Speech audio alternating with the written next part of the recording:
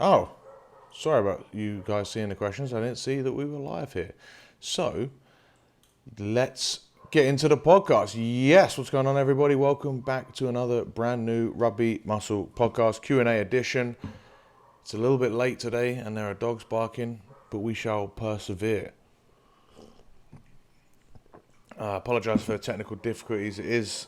I've got to understand it might be frustrating that I put a time up and then I'm joining you a little bit later, but I have recently moved, so you guys that are following me on social media, TJ_Rugby, will know that I've recently moved to the Dominican Republic. I'll be here for 3 months, and so there's just been a few issues trying to set up the Wi-Fi to make sure that it's strong enough to give you guys a good connection and to have a good live stream. With that live stream in mind, anyone that is watching live or even after the fact, as always, double thumbs up, give it a thumbs up. If you ask any questions live in the comments below, I will get to them before the end of the podcast. If you're watching on the YouTubes, once again, thumbs up. Like, I can't tell you how much thumbs up really helps out the YouTube channel and this Facebook. It just makes it appear in more people's feeds, and it costs completely nothing to you, and it helps grow the show. The other thing that you can do is, if you're listening to the podcast, or even if you're listening to this on YouTube, just go to Apple Podcast, or you can go to I think it's Stitcher does it, but give us a 5-star review over there. That also massively helps out. Reviews help out the biggest, and if you do those, I've made a pledge to hook you guys up with either a free call with me, free consultation, or a 1 free month of Rugby Muscle. Just hit me up, or give the 5-star review, and then I'll announce those live each week as we go on the podcast. So, without further ado, you guys will have asked the questions already on the Facebook group post I made earlier, and you will have asked them when you entered the group. And I will get to those questions first, and then I'll get to any questions that have been asked on the live. And we can go for I reckon we'll go for about 30 minutes. We'll see how we go here. First, I want to give a shout out for, let's go to Matt Scahill, who says, great podcast for anybody looking for strength and conditioning you can apply to your rugby. These guys have all given me a good shout out recently. It's like really good reviews coming in. It really does help out, and I'm really grateful for those. So Matt Scahill says, great podcast for anybody looking for strength and conditioning you can apply to your rugby. Highly recommended. I've listened to the podcast since January, when I made the decision to start playing again after 13 years out. I'm 33. Hell yeah, dude. That's awesome. The weekly information and other resources have helped me transform myself physically through rugby-specific advice, which you don't get from other S&C podcasts. It's also great listening with some super engaging guests, so also worth it, and also well worth for entertainment value also. Keep up the great work, TJ. Matt, awesome, man. Reach out to me, tj@rugby-muscle.com, or just shoot me a DM, TJ_Rugby. I can see we're lagging a little bit here. I'm hoping this internet doesn't crash out on me this morning. But either way, this will be recorded, so we'll put this up on the podcast and on the YouTubes after the fact as well. So give it a thumbs up and comment below if you're watching on the live, and let me know the quality. Otherwise, I will crack straight into the questions. I hope you guys have been enjoying, if you're listening to the podcast, a new series that I've done here, the Rugby Muscle Applied series, where we are without guests and we're really trying to get into the nitty gritty of like some really detailed things that you need to go on. I started it a while back when I did the ones about like my Hypertophy 101, hypertrophy hacks. And I will do a lot more about fat loss, hypertrophy, power gain, speed gain. This one is done, or the initial one was done on deloading. I do really suggest you guys give that a listen to, because it's a concept that a lot of people get wrong, and it's a concept that will help improve your rugby or your training significantly if you get it right. Speaking of helping your training, improve significantly? Let's get into the questions. So first we have a question coming in from the YouTube. Raul Flex, don't know how to say that. He says, what do you think is the most important gym workout for a guy who needs to be strong but very explosive and needs to build size? What do you think a week for that would look like? Of course, your content is great as always. Big fan here. Thank you for the kind words. So this is a sort of a misnomer, and it's something that people get confused with a lot. Like because it makes for a fun question, right? To say like, what's the ultimate workout? And I've done podcasts before and written articles about the ultimate workout. The fact is that the ultimate workout doesn't exist, and there is no need to do it. Like there's never been something to say that you have to do this single workout forever. That just doesn't exist. Rather, what's a lot more important is your like 1 year plan, and you break that 1 year plan. Because then you've got a lot of time to hit a lot of different goals. If you, I'll explain this more in sort of an analogy in a second, but essentially what you've got to use is periodization. You've got to use different periods of time aiming for different goals whilst you prioritize one, and then you really try and bring a sort of fitness component up or a training component up for a decent period of time, and then you would switch that to a different training component or a different part of that training component or a different exercises to suit that training component, and you would continually adjust over the course, every 4 to 6 to 8 weeks, or 12 weeks, maybe even you could stab at 24 if you have a real good run, depending on what the goals are. But you would consistently target like a few specific things. Then you would move on to the next specific thing, and then you'd move on to the next specific thing, and you would do that for a year. And by the end of the year, you've achieved all these like really good feats and accomplishments, and you've got them all, right? Because you've trained for them all individually. It's a much better way to train. People don't want to hear this because they want to get faster, bigger, stronger, and more explosive and lose weight all now. But the reality is, it's patience is like the key in this game. Patience. So, there is no perfect week. There is no perfect workout. The way I usually like to lay it out, and like the sort of periodization 101 would be like, build some size initially, right? If you just got a blank slate, you would build some size. You would increase your muscle size, so you'd do some hypertrophy work, which I'll get into in another question because I know we've got some muscle gaining questions. You would do some hypertrophy work for some time, not necessarily overly heavy, but you would work on really trying to get some good volume into the muscle, get that muscle a little bit bigger. Once you've got that bigger muscle, you would build a little bit of strength along with that, just by the same process, right?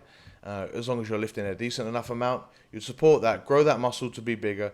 Then you would do some, at the same time, you can do a couple different training components at the same time, but not too many. So this one we're looking at like size with a little bit of strength for this first phase, and then you'll be looking at movement. You would be doing a lot of like movement work. So either if it's just done with your weights that you're using, or it's done in your prep work where you're doing a few different jumps, but nothing overly intensive, nothing to tax you for your weights, just enough to make sure that you are moving perfectly. And in fact, if you're doing movement training, it must be done at a low intensity to make sure that the movement's right.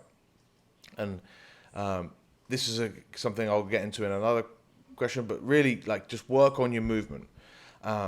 Then once you're moving better, then you can really ensure that you can build strength without that risk of injury. You've also got that increased muscle to then help like push that strength up. You've got more muscle, or more muscle has more potential at being stronger.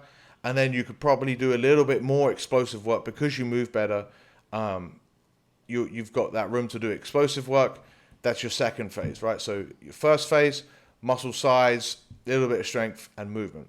Second phase, a little bit more intense movement. So it's not just focused on the movement, it's a little bit focused on explosivity, and then strength work. Okay, that strength work for the most part, as long as you're eating enough, will hold on to your size.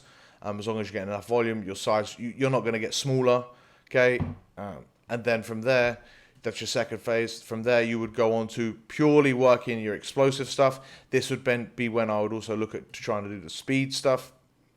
And again, as long as the intensity is high enough, as long as you're eating enough, you'll hold on to your muscle, you'll hold on to your strength. But now you're utilizing that extra strength in an explosive manner.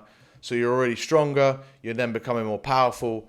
And that's how and then you've ticked, and you're using that power to become faster, right? You're working speed work on top of that. And therefore, you've ticked all the boxes of like the different strength spectrums, right? Hypertrophy, strength, pure strength, and explosivity, and then speed. You're working all the different contraction types, but you've done 3 different phases.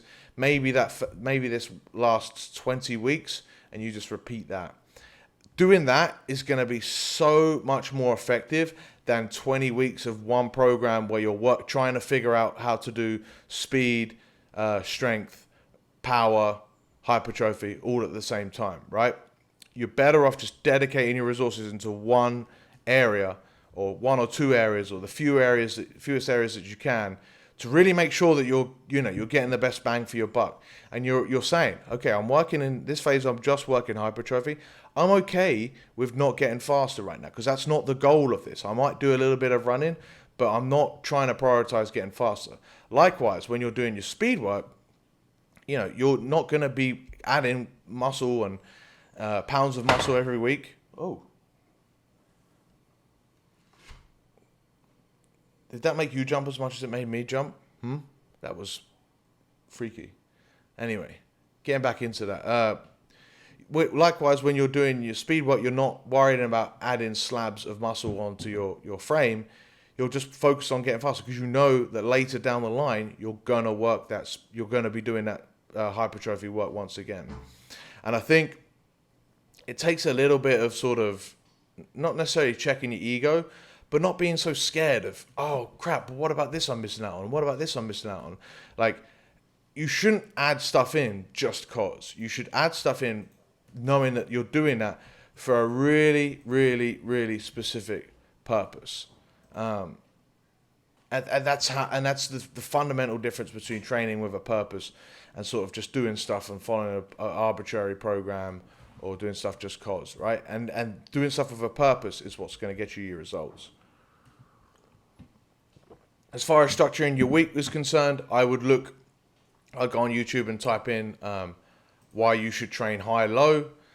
Rugby Muscle made a video about how you should do like higher intensity days, particularly when we're doing speed stuff. It's not as important for the hypertrophy phases, but if you're doing speed work, you want to make sure that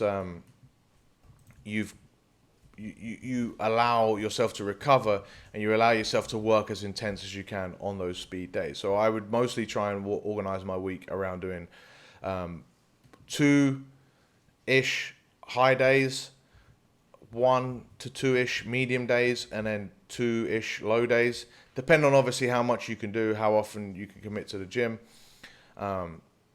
which is another really incredibly important part when we're looking at trying to plan out a perfect week. Like, one perfect week doesn't mean shit. One okay week that's done consistently for 10 weeks is going to beat the shit out of that one perfect week, like in terms of what results you're going to get. So don't make the mistake of overcommitting. If you can only make 4 gym sessions, or if you can only make 2 gym sessions, fucking commit to those 2 and get the best program that you can for those 2 days or those 4 days. Don't worry about like saying, no, I'm going to be serious, I'm going to do 4 days, even though you can know that you're probably only going to get 3, and then every other week is a missed week, and then there's another failure. Hopefully that answers that question. It does. If you want to expand upon it, Rally Flex, ask in the comments below, and we'll develop on that. Will asks, hi TJ, regular listener to the pod. I'm 32 and been out the game for 2.5 years. What are your thoughts on RFD training to improve acceleration? I'm 5'10", 93 kilos, center, good, and have had a lot of injuries in the past. Will. Okay, so RFD training is just it's a marketing way of saying power training, as far as I'm concerned. Like RFD just means sort of plyometrics, and just in general, like power training.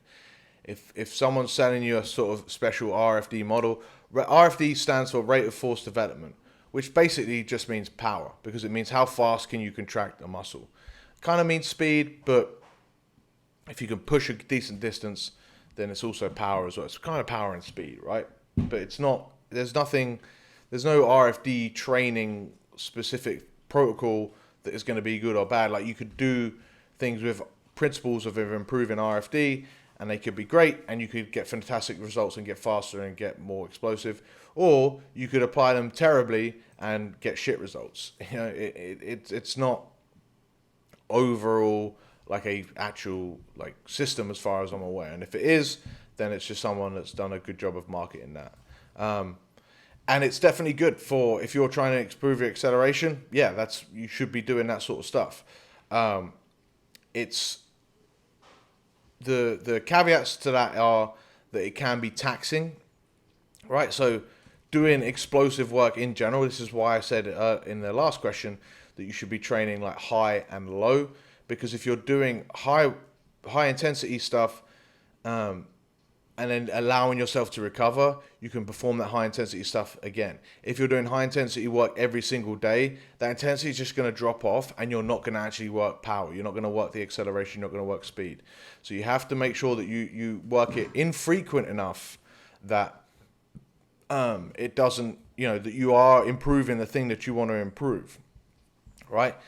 Sure, you can add weight to the bar if you're doing like explosive deadlifts and stuff, but are you staying at the same speed, or are you getting faster? And if you're not, if you're just getting slower, but you'll keep doing it, then you're not improving what you want to improve. This goes back to being specific about what you want to improve. If you're doing RFD, quote unquote, training, you're trying to become more explosive.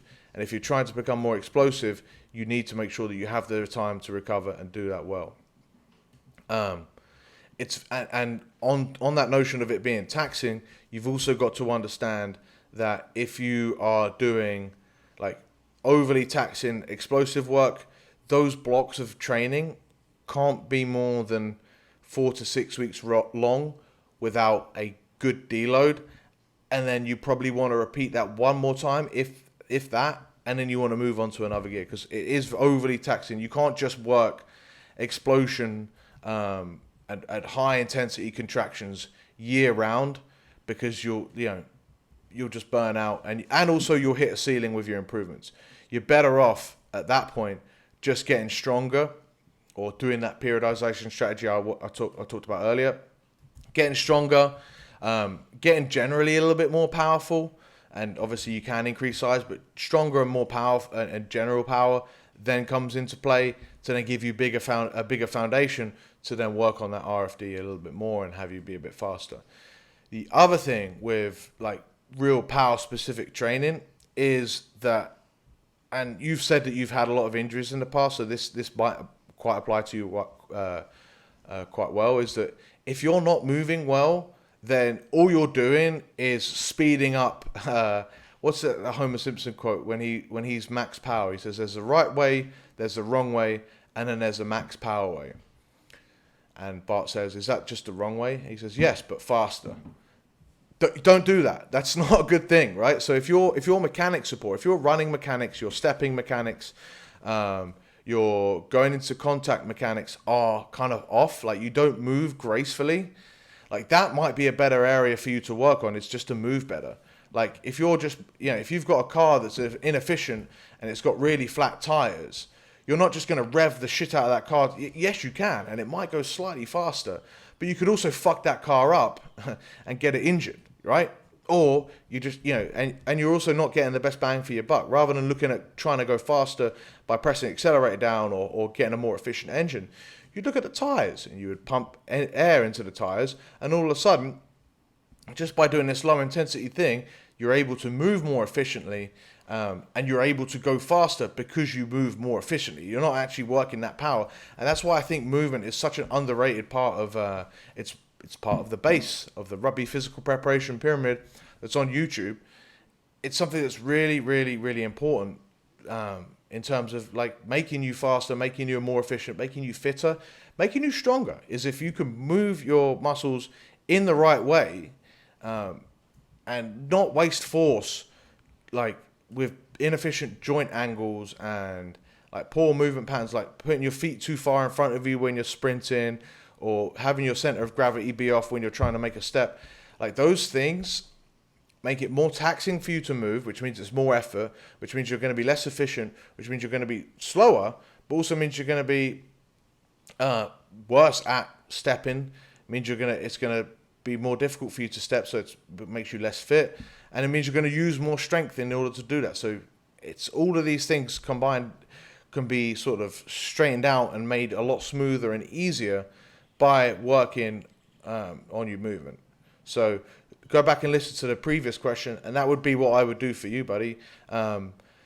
Last point on this, I'd say for you, Will, is if you've been out of the game for 2.5 years, like stepping and power stuff and agility is just in general going to be a little bit like, it's going to feel a bit dodgy for you because you've not done it for 2.5 years, and you can do all the field work that you want, but there's something very different about doing purposeful field work where you're chasing a ball, because don't forget, like a lot about stepping and a lot about like trying to find space and agility isn't just how efficient your legs move.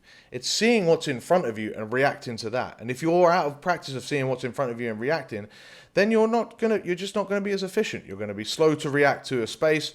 You're not, whereas if you've been in the game for, it's why people that are a little bit slower in rugby that have been in the game for 15 years can still go through gaps, because they see them. Not because they're faster than these young kids that have got better, physicality than them. They're just in the game better, and they react to what they see in front of them, and they see the gaps, or they make the tackles because they anticipate well where they need to go. And so that's a bigger factor as any for your acceleration, for your agility as a rugby player. Cool. All right. Hopefully that answers that question quite well. And again, if you have any follow-ups on these, just comment below and I'll get to them either in this one or the next one. Because I really want to make sure I'm answering the questions that you are asking, or that you want to know. Okay, so on the post I also said, we've got 12 weeks, folks, today actually, I think. Let me just confirm that.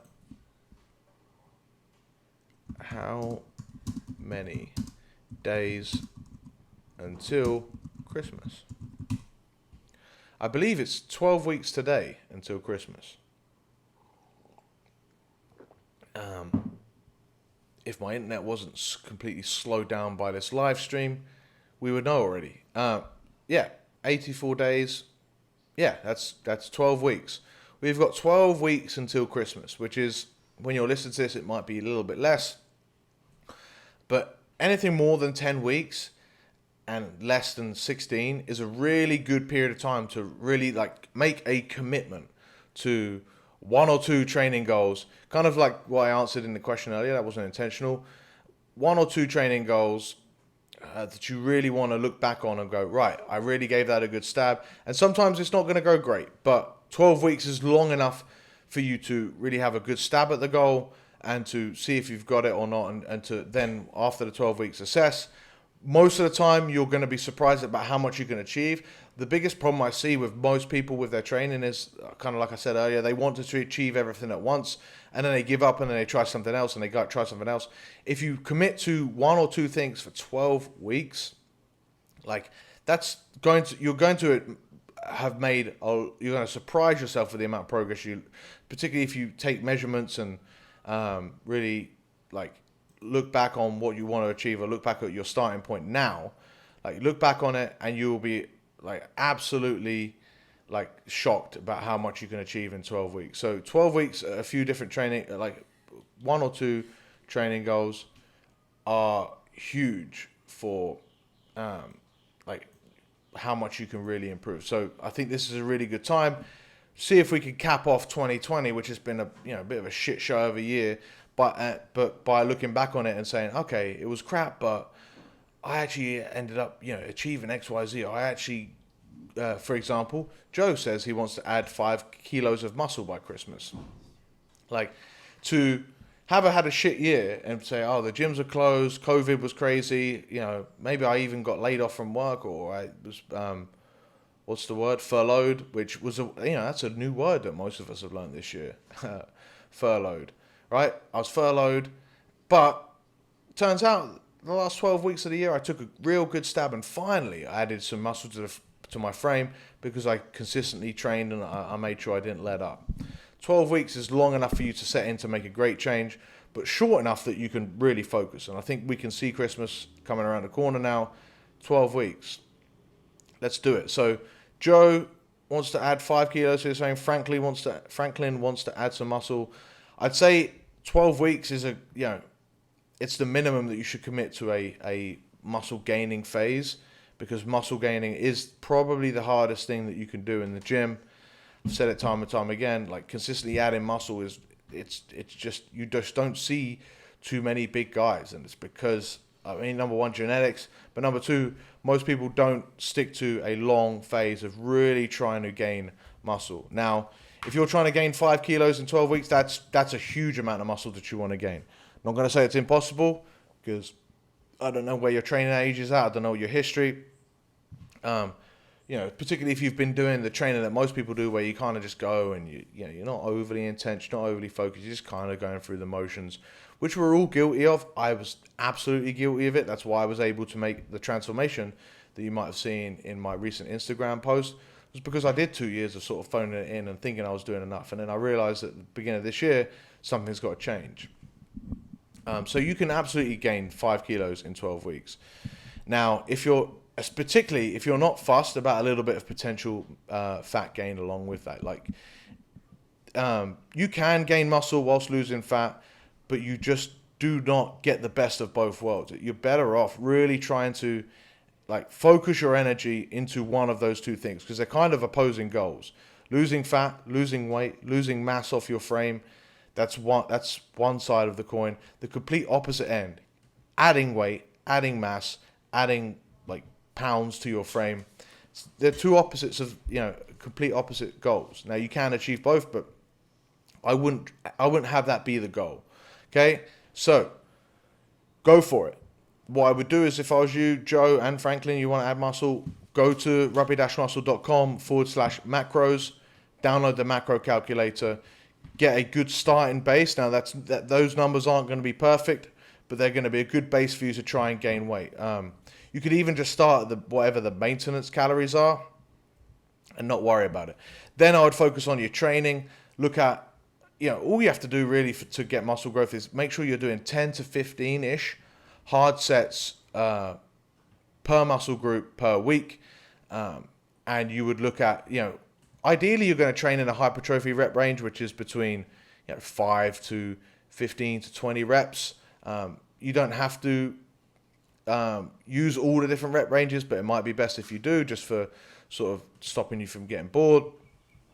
But again, if you're aiming to gain muscle, I would look at lean towards medium to higher reps, and maybe do a little bit of strength work on top of that. But then that's it. That's as simple as it can be. And then you would distribute those sets over the amount of gym sessions that you can attain.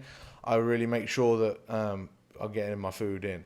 Then from there, each week, try and add weight to the bar. Try and add, if you're adding 5 kilos, so that would be roughly just under, just under half a kilo a week. So you want to see that in your average weekly weigh-in. You wouldn't just weigh yourself once a week, because water weight can fluctuate and mess that number up. I will weigh myself every day, work out an average weekly weigh-in, and over the course of each week, you would see that scale go up by 0.5 kilos. If it doesn't, then potentially add extra calories. I would, as standard, probably add in 100 calories or so a week.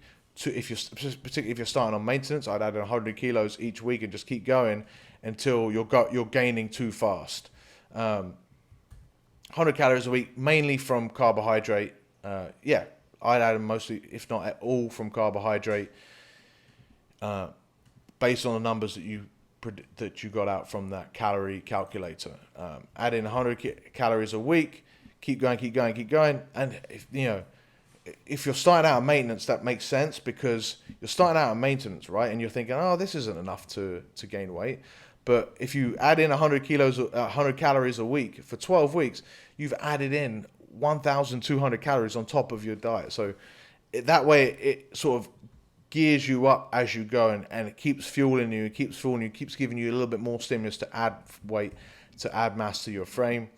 And obviously at any point, if that rate of weight gain is a little bit too fast and you're worried about getting a little bit too chubby, I would just keep it where it is and not add 100 calories that week.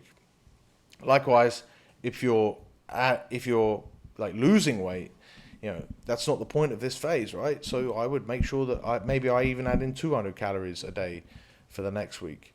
But you would assess that week by week, okay?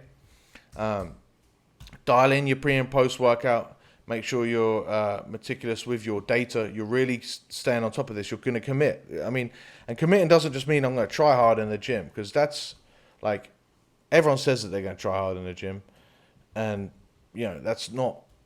It's sort of subjective. What's really objective is how well are you tracking your data? How well can you really commit to making sure you weigh yourself every day and then you write it somewhere that you can work out your average weight? How meticulous are you with your sticking to your calories? You're not just blowing it off 3 days a week. You're actually really staying consistent. How much are you making sure that you go into the gym and you're feeling energized because you gave yourself a good pre-workout nutrition, and you focus and you know what your plan is? How often you finish in the gym and you're making sure that you're getting in a really good bolus of calories via carbohydrates and protein to refuel yourself, start that recovery process? How meticulous are you with getting your 7 to 9 hours sleep to really make sure that you're recovering as best you can? Gaining muscle, once again, it's the hardest thing that you can do in the gym. And so having a good 12 weeks of trying to lay down these big habits is a great idea. And I think that's something, and factoring all those things in, taking a good stab at it, let's go. But actually that leads me to one more point in terms of weight gain. A lot of people just arbitrarily throw out numbers. Like, I want to add 5 kilos. Like, why 5 kilos? Like, what's going to change there? Or is it just because half a kilo a week is a good number to aim for? You really want to look at it at the best sort of weekly rate of weight gain that you can do, which is like half a kilo is probably going to be the max. Like, I wouldn't try and add a kilo a week. I just think that it's just too much, and it's going to be sloppy. You're going to end up adding fat, and then you're going to cut that gaining phase short because you'll get too fat, and you're like, oh crap, I need to lose weight now again. And then it's less time spent gaining muscle. You want to spend as much time as you can. If you really want to gain muscle, you want to spend as much of your training time as you can in a caloric surplus to fuel that muscle gain, to really try and promote that growth. So just aiming for an arbitrary body weight and saying, oh, I want to get to 95. Oh, okay. Then go to a Chinese buffet every day for 2 weeks and smash the calories there. You'll have 5 kilos. Will that be quality muscle? Absolutely it won't. Will you have spent a lot of time in a calorie surplus trying to really promote muscle growth? Of course you won't have, because after those 2 weeks, you're going to be fat, and then you're going to go back into a deficit. You're going to go into a deficit and then lose that weight. So, it just... sorry, someone was at my door. You're going to shoot yourself in the foot. So really try and look at half a kilo-ish a week, and then you're going to be fine. Dial in your pre and post workout, and then go from there.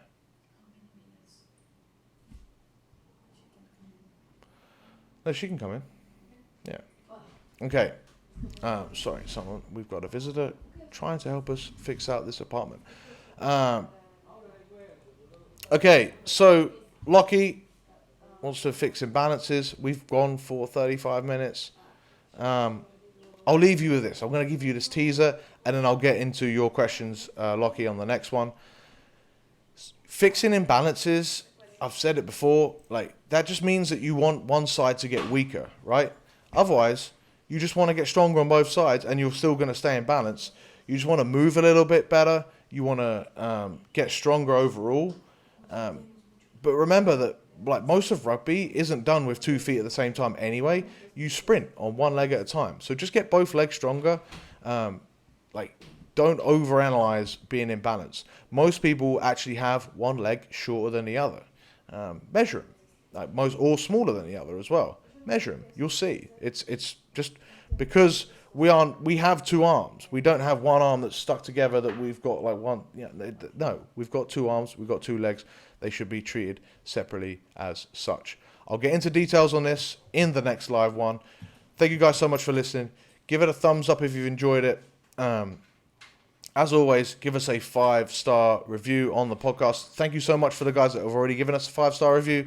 Keep supporting. If you want 50 free rapid conditioning sessions or any sort of free downloads and get my sort of motivational hints and tips and ideas and thoughts emailed to you, and stories emailed to you on a regular basis, rugby-muscle.com. Thank you guys so much, and I will see you in the next one.